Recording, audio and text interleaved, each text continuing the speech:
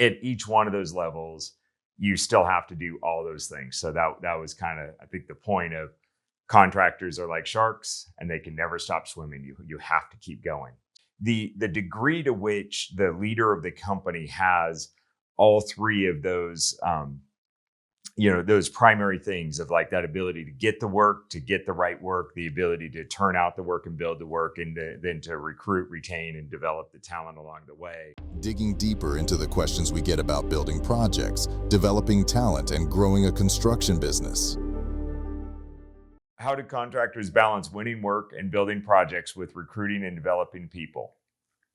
It's a big question.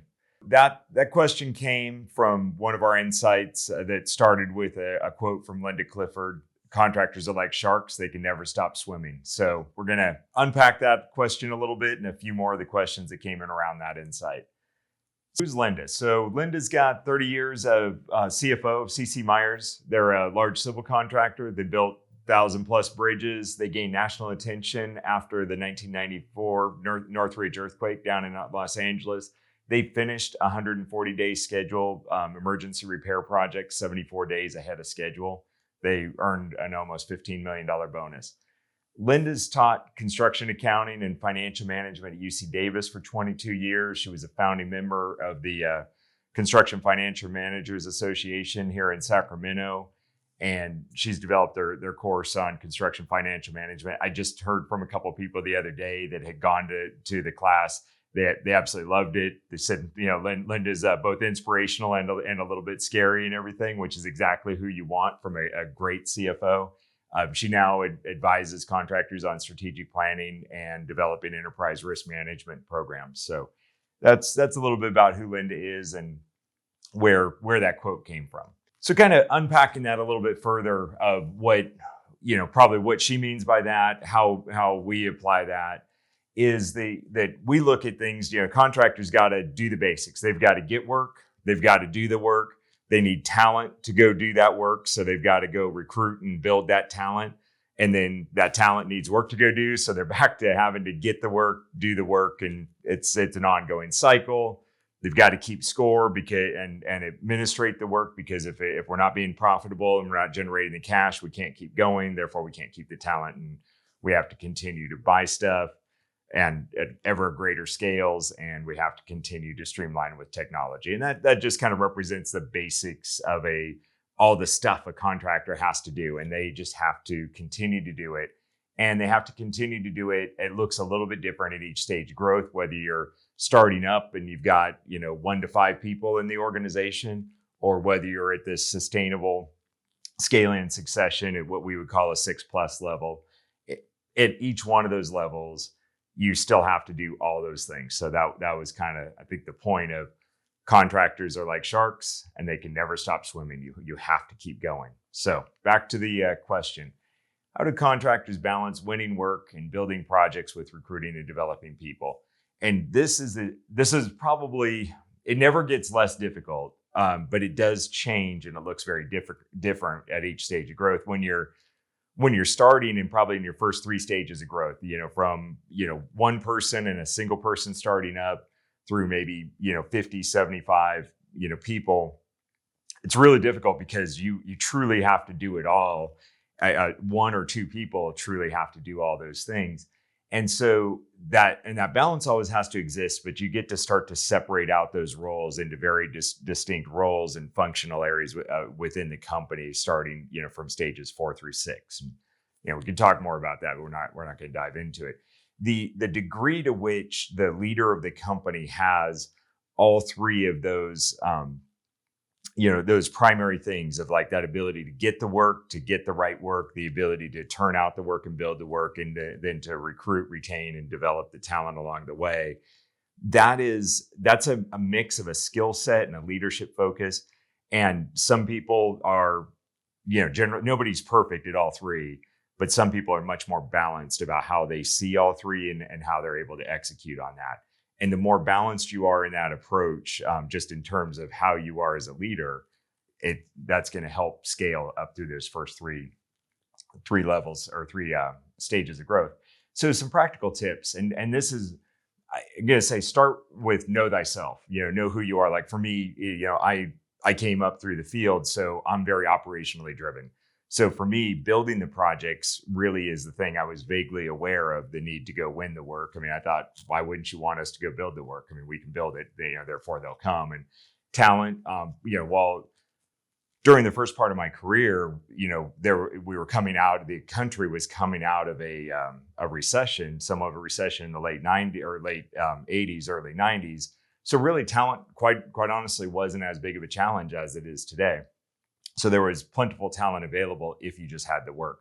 Today, having the work is just kind of the prerequisite. So the first thing you got to do is really know yourself, know where your both your capabilities and your skill sets are, but also where your desires are. And once you know that, then back up and accept that you're going to have bias and you're going to tend to go fall in that direction. Oh, and by the way, the business, the whirlwind of daily operations will almost always in those first 3 stages of growth pull you towards doing the work. There's always something going some degree of wrong on a project. So the daily whirlwind of the business is always going to pull you there. So you know your biases, you know what the organization's kind of always going to pull you towards. And then use a technique of time boxing, which is saying like, okay, I'm going to look at my calendar and I'm going to allocate a certain amount of time each day, each week, very set blocks, no different than setting aside time to eat, sleep, setting aside time for your kids' baseball games, but really you're time boxing and you're saying, I'm going to spend this amount of time on the winning the work or building the talent or what have you.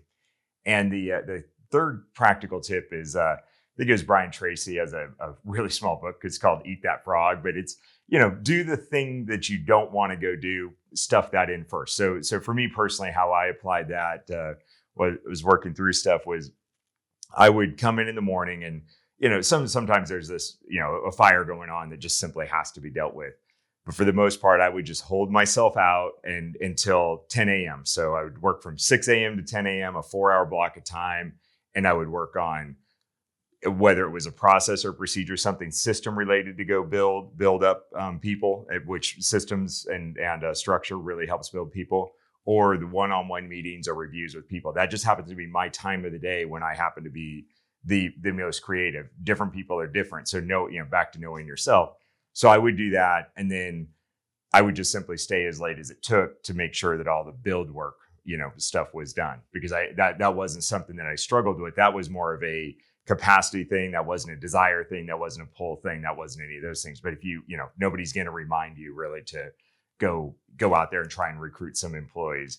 Nobody's going to remind you to go spend extra time developing them or things like that. So it's really important that you have the self-discipline and you apply the time in that direction. So anyways, that's what we see there. And those are the practical tips that I'd say to help work through that.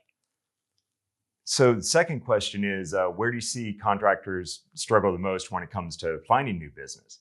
And again, this is something I'm going to start with. This is something that it's interesting. In the first few stages of growth, you're constantly in this hunt for business. So, okay, I just got on a few new, people and everything. I've got to keep them busy. So I've got to find work to keep them busy and I got to do it. And it's this constant balance. It becomes kind of this flywheel effect though, especially because we're in such a talent shortage, right now for, probably for the next, 5 years, 10 years or so within the construction industry easily. That once you have established a reputation that you have a project team that can go build X size of project and put X amount of craft labor out on that job site and go build that project, with equipment and with everything, the work will start to come to you a lot faster. So just know that these all build on each other. So the 4 key areas that we probably see contractors struggling with the most when it comes to finding the work. The first is just lack of strategic decisions about the markets that they're competing in, and they're being really, really reactive to what's out there. And again, strategic decisions look very different on your market. Like when you're first starting out, strategic decision is there's a customer that will pay me for a project that I most likely have the capabilities to go build.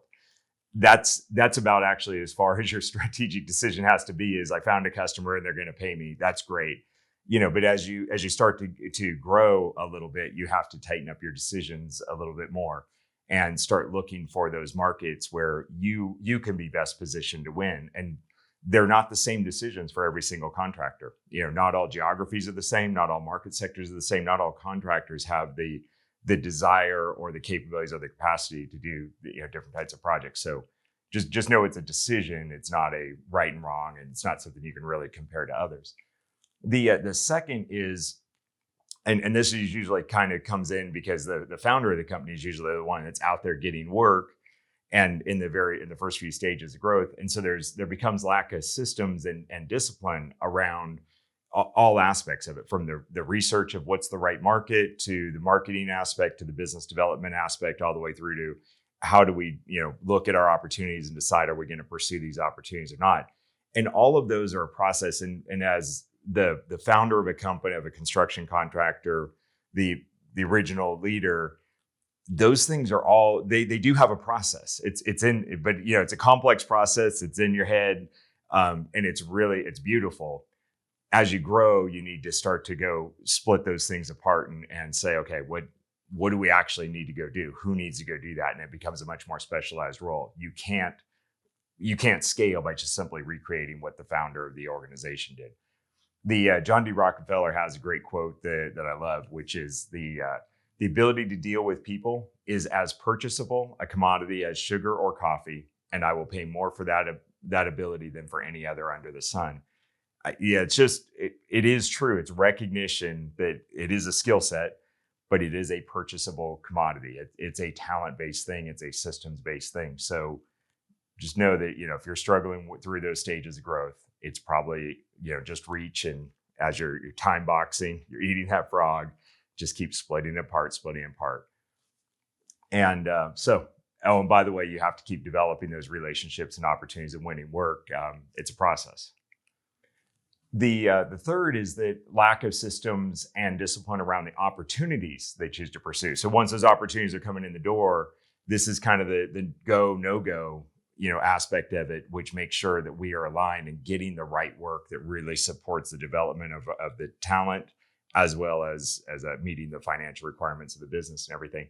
And that usually is a combination of reacting too much to customers when it comes to terms, or I need you to go, give me a price on this job, or whatever it is, reacting too much to competitors, trying to overthink what your competitors are doing. You're almost always going to be wrong when you're thinking about what your competitors are doing, and flat out not having enough opportunities to choose from. So don't rationalize away a choice if you only had one opportunity to choose from. That's not a choice. That's what you have to eat at that moment in time, because there are no other choices.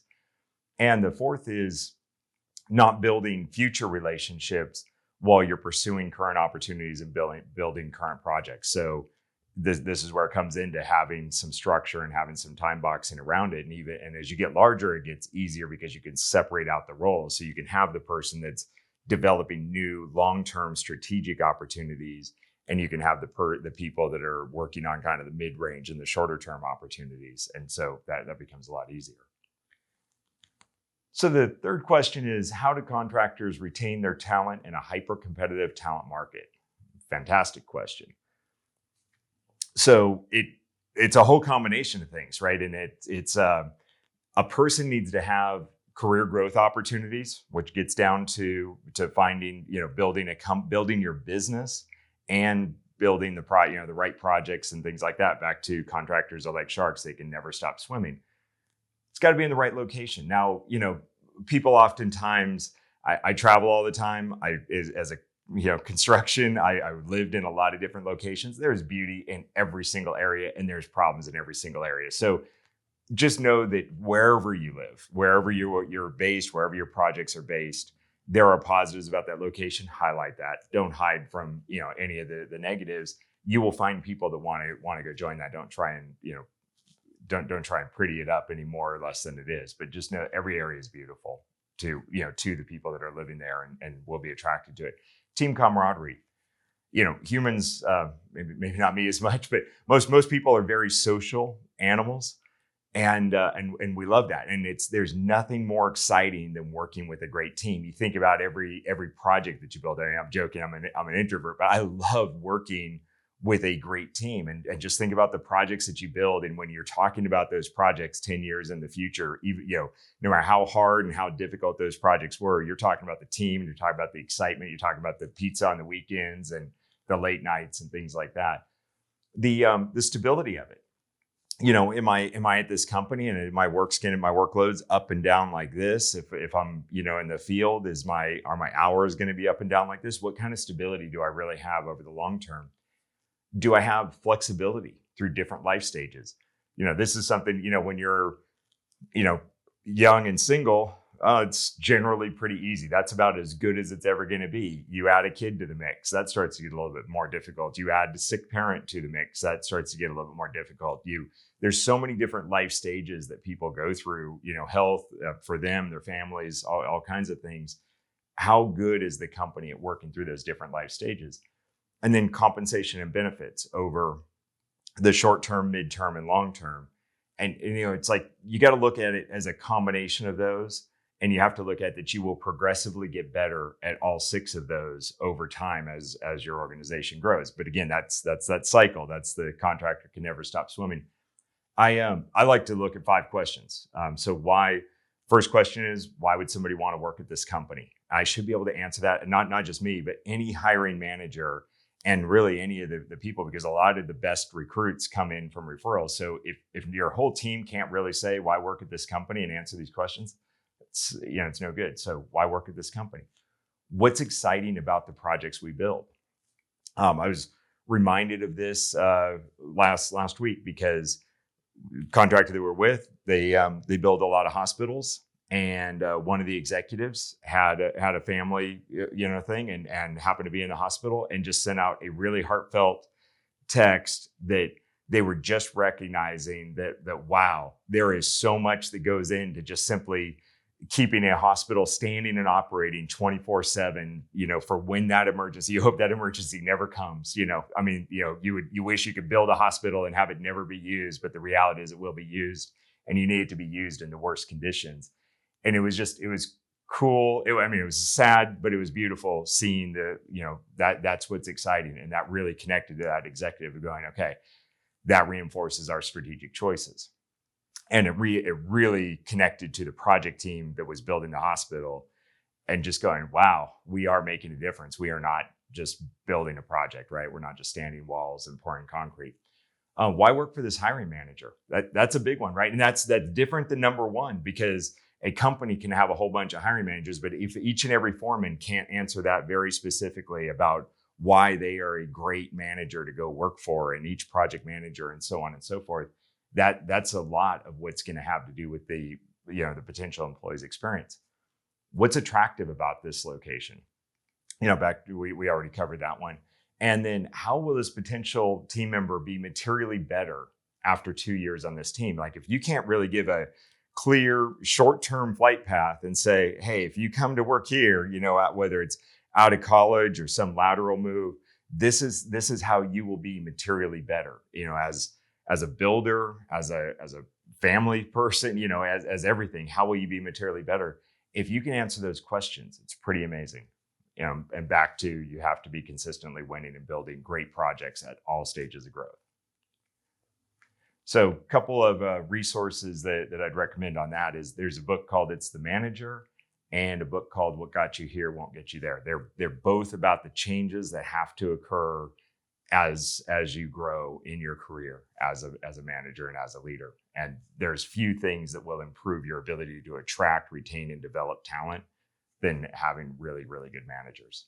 Go to dbmteam.com for more insights and resources, or to ask a question.